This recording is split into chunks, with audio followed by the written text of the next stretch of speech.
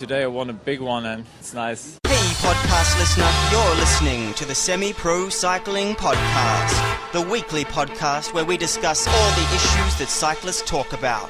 Whether you're out training, commuting, or just riding around, sit down and listen in, because we're about to begin. I got something to say, man. Yo-ho! Welcome to episode 2 of the Semi-Pro Cycling Podcast, where we believe that only a cyclist can wear a hairy boxer short with pride. If you stick around to the end of the show, I'll fill you in on the quote from the top of the show and let you know who won a big one. Today I want to talk about... tight areas. Yes, tight areas, tight spots. I want to talk about 4 areas to work on, and I want to tell you how to work on them. Here we go. Alright, so tight spots. What are they caused by? They're caused by the fascia adhering to the underlying muscle and limiting its range of motion. What's the fascia? Listen to this. Fascia is a sheath that goes over the muscle and holds the muscle in together. So imagine a sausage stuffed with meat, and then you had that sausage sheath on the outside which holds it all together. That's the fascia, and that's basically what we're hitting here with this foam roller. Okay, that might make some sense, but overall, I know it doesn't make any sense yet. But I do know that you understand why we get tight spots. One word, overuse. It's one of those things that all riders experience. I'm sure most sports people know the feeling of training hard and never actually being 100%. The approach I take to this is one that works with any time squeeze rider, and it's Parento's 80-20 principle. You'll hear this a lot from me, and this is why. If you get overwhelmed or you struggle to maintain any type of maintenance activities, then looking at which ones will pay you back the greatest or which ones have the best return of investment, something like what I'm going to talk about is exactly it. And what it is for this episode is self-myofascial release. Riders do not stretch enough. Well, not the ones that I know, and not the one that's talking to you right now. I used to not stretch at all. I'd put in a little bit of 10 seconds here, 10 seconds there, you know. If I was getting a cramp, I'd try and stretch it out or whatever. But I wouldn't come home for a ride. I wouldn't sit down and put in the time to stretch. You know why? Because it sucks. It's hard. And it's usually the last thing I feel like doing after I finish a ride. Getting food, showering, not getting a massage. But that's about it. Yeah, but I'm not stretching. Well, I wasn't. The funny thing is, I know I've always known that I feel better after doing it. I get endorphins, swimming around, teasing me, think I can get back out and doing it. I'm getting this big rush, but it would never actually made me want to go out and do it again. I never thought it was actually making a difference. Maybe that's the reason why I wasn't doing it. It all came to a head a few years ago. I was neglecting to stretch, and it finally caught up with me on the last stage of a 2-day tour. The lead up to the race, I was working hard, training, but I was also neglecting my stretching. I wasn't doing any at all, zero. It's a time constraint thing. I know it's a common problem. My left knee, and it felt fine at the start of the race, but at the last stage, I couldn't put any pressure on my left leg. I was 100 kilometers out. It was hell. It was not only hell that I couldn't compete for the end of the race, it was hell that I had to ride home with 100 kilometers in front of me up some nasty climbs, and I had no power. All power was lost, and I was in pain, absolute agony. In fact, I couldn't even walk when I got off the bike. I could only manage some sort of hobble. What's even worse, I was driving home. It was just horrible. So when I got home after my post-tour food binge, usually 2 large pizzas. Anyone? I jumped on the dining table at the request of my housemate. She's a masseuse. She lined up my hips with the edge of the table and asked me to drop my left leg down. Because I wasn't extending fully, she told me my quads were tight. And then because I was rotating outwards, my ITB was tight. The only solution that she was recommending, and the one that I stuck to, was using a foam roller, getting in there and just working through the pain. At the time, I didn't know what it was called, but it fixed me. It fixed me right up. So I kept going, and I've kept going to this day with it because I really believe that it is something that you can put in a small amount of time, but the payoff is absolutely massive. It's called self-myofascial release, or what I call trigger point therapy without a masseuse. Self-facial release treats sore spots by using a foam roller to apply gentle, steady pressure when you're putting your body weight on it to move slowly over the section of soft tissue, and you pause when you hit a painful spot. As soon as you hit that painful spot, you're waiting for the pain to die down 20 or 30%. It will be noticeable. It's not going to go away completely, but as soon as that happens, then you're just moving on to the next spot. Doing this time after time consistently is going to make a massive difference to the way your body lines up and to the way that your power is produced, because you can get full muscle extension. I aim for about 15 minutes after every ride or any other heavy activity like going to the gym or running or anything where I'm going to stress my body out.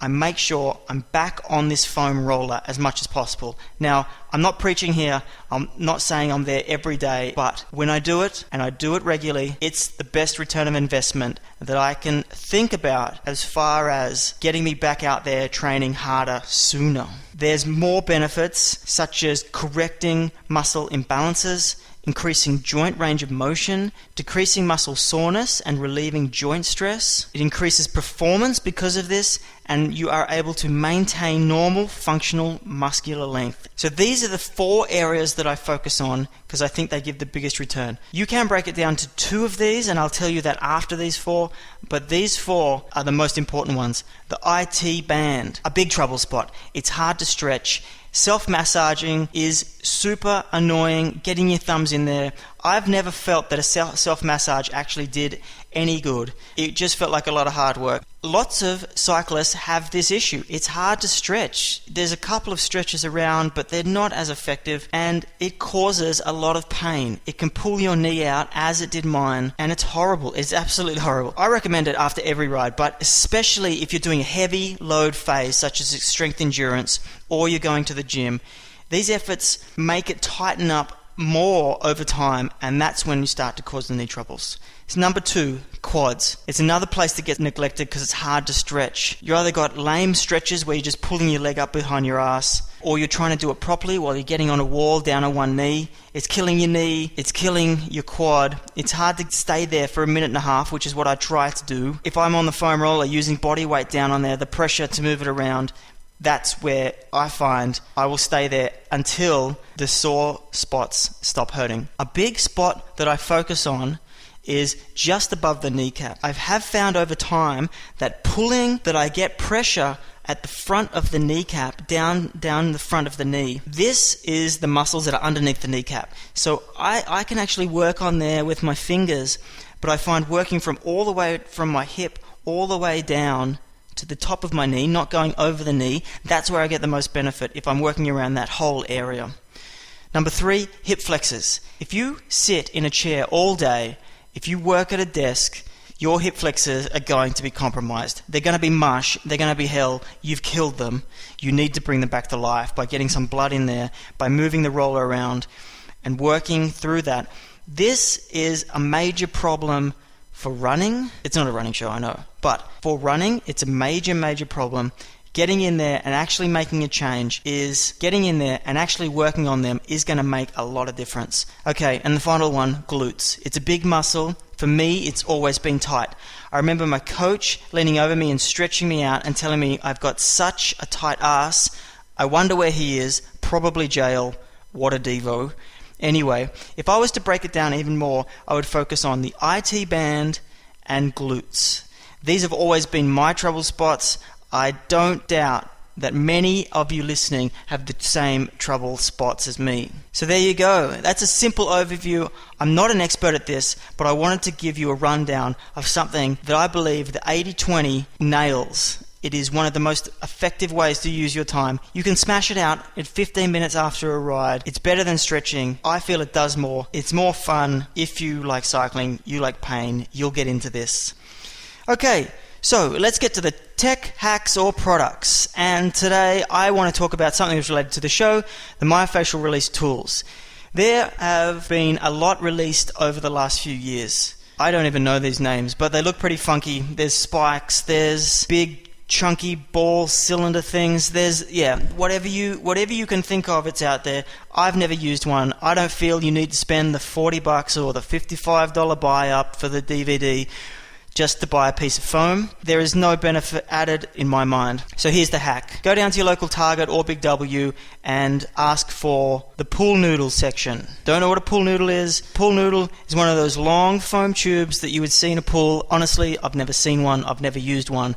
But I know what a pool noodle is. The long foam tubes, there's generally two options. There's a small one without a hole in it, and then there's a larger one with a hole in the center. The small one's going to be gentler on you if you're just starting out. It's what I started out on. The second one is going to be harder. It's the next level. You're stepping up to the next level. Buy one, take it home, cut it in 3. The foam density will fade over time, move from one to the other. At a certain point, you're going to get to a brand new foam, big one with a hole in it, and it's not going to be working for you. You're going to have to step up to something even harder. And that's going to be a PVC pipe. If you get a large diameter, uncovered PVC pipe, it's going to work you over. I have used it. I've used it on regular occasions, and it's not bad. It gets right in there.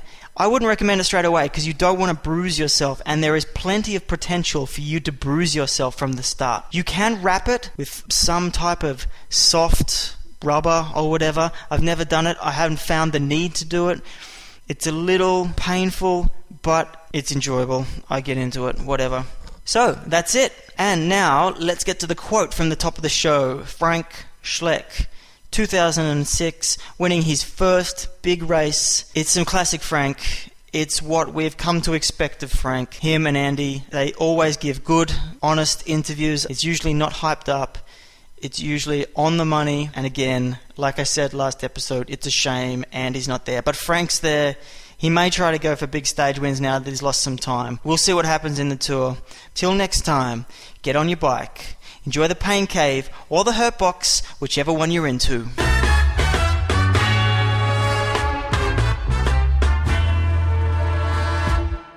I was too fast in the corner, and then I flipped over the barrier. You flipped? You were taking drugs? He had a flip, a bad flip. You using drugs? No, I was too fast in the corner. And then he flipped.